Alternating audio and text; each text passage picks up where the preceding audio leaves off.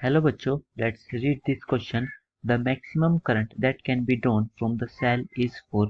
So हमसे इस question में मैक्सिमम करंट पूछा गया है कि कौन सी रेजिस्टेंस की वैल्यू पर मैक्सिमम करंट हम इस सर्किट में से ड्रॉ कर सकते हैं। सो क्वेश्चन को करने से पहले मैं इस क्वेश्चन से रिलेटेड आपको की कंसेप्ट बता देता हूँ। इस क्वेश्चन में की कंसेप्ट क्या है?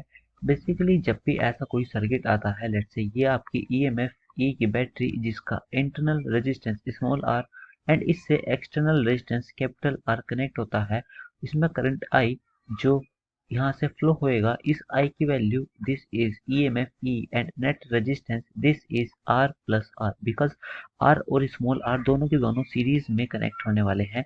इस वजह से इन दोनों net resistance R plus R हो जाएगा, तो हमारे पास करंट की वैल्यू ई आती है।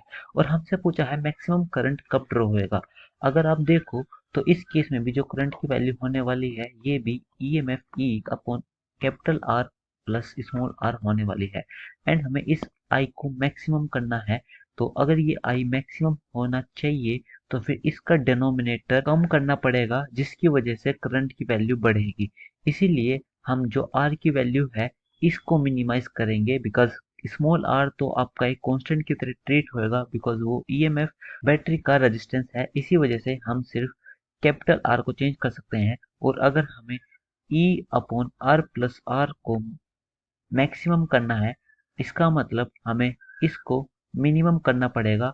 और इसको मिनिमम करने के लिए आर की वैल्यू 0 ही हो सकती है। सो जो आपकी करंट की वैल्यू है this comes out to be E by R, this is the maximum value of current. मैं यहाँ पे मैक्सिमम लिख देता हूँ। सो इसके लिए जो हमारे पास रेजिस्टेंस की वैल्यू आई है दिस इज 0।